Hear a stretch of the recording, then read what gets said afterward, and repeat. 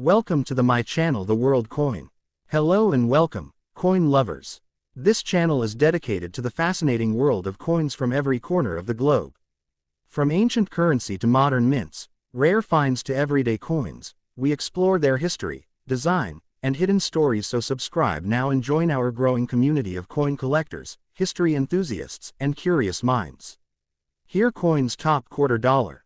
So let's get started. The 1982 Washington quarter dollar holds an exceptionally important place in the history of American numismatics because it was produced during a time when the United States Mint was undergoing significant operational, economic, and technological shifts, making the coins of that year especially interesting for collectors, researchers, and historians who examine not only the physical characteristics of the coin but also the conditions under which it was minted, the quality of the dies, the economic pressures shaping production decisions, and the circulation patterns that ultimately transformed the majority of 1982 quarters into heavily worn relics of the early 1980s.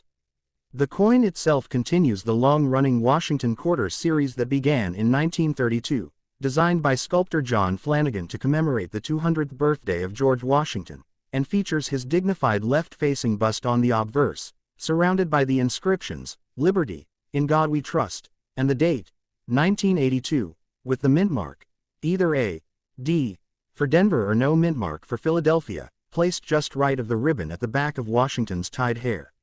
The reverse features the iconic heraldic eagle, a powerful national symbol representing American strength and vigilance, poised with wings spread wide, gripping a bundle of arrows that symbolize military preparedness while resting on olive branches that symbolize the pursuit of peace, all framed by the inscriptions, United States of America, E pluribus unum, and quarter dollar.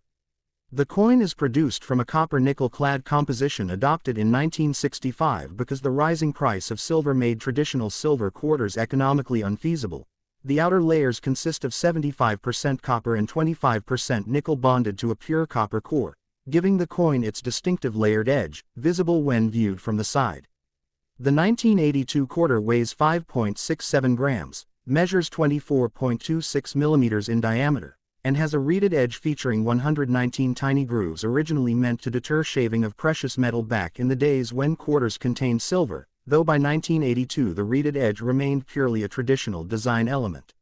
What makes the 1982 quarter truly unique and highly collectible is the fact that the U.S.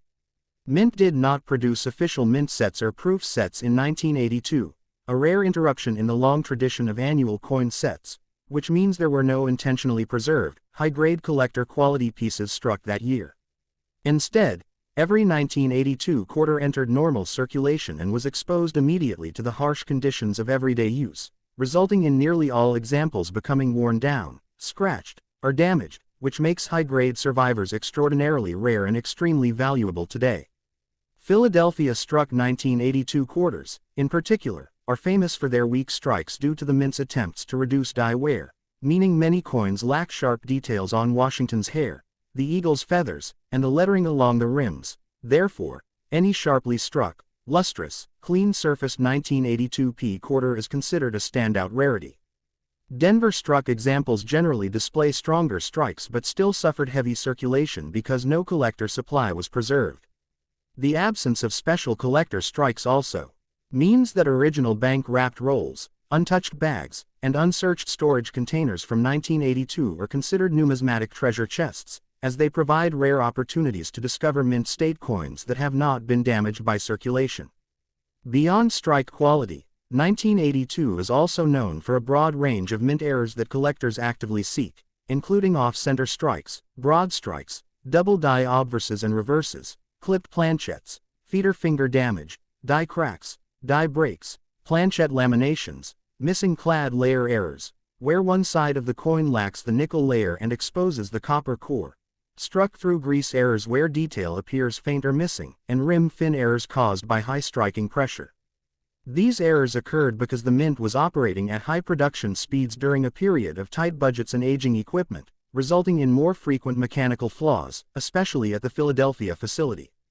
Despite the massive number of quarters produced in 1982, over 480 million in Philadelphia and over 500 million in Denver, High-grade survivors remain incredibly scarce because nearly all went into heavy use during the early 1980s recession, a time when coins circulated intensely and people relied heavily on cash transactions. Collectors today value 1982 quarters not because of silver content, since they contain none, but because of their combination of historical importance, scarcity in uncirculated condition, fascinating rare varieties, differences in strike quality between the mints, absence of official collector sets, and their representation of a challenging transitional period for American coin production. Many professional graders note that finding a true gem mint state 1982 quarter, especially with strong luster, few contact marks, and sharp design details, is far more difficult than finding many older silver-era quarters, which is why high-grade examples can command significant premiums. The 1982 Washington quarter, therefore, stands as a perfect example of how a modern clad coin, typically overlooked by casual observers, can become a prized numismatic treasure due to the unique circumstances surrounding its creation, distribution, preservation, and survival, making it one of the most compelling and historically rich issues in the entire Washington Quarter series and a coin that continues to captivate collectors, researchers, historians, and error specialists around the world. So please don't forget to like, share, and subscribe. A new coin story awaits you every next day.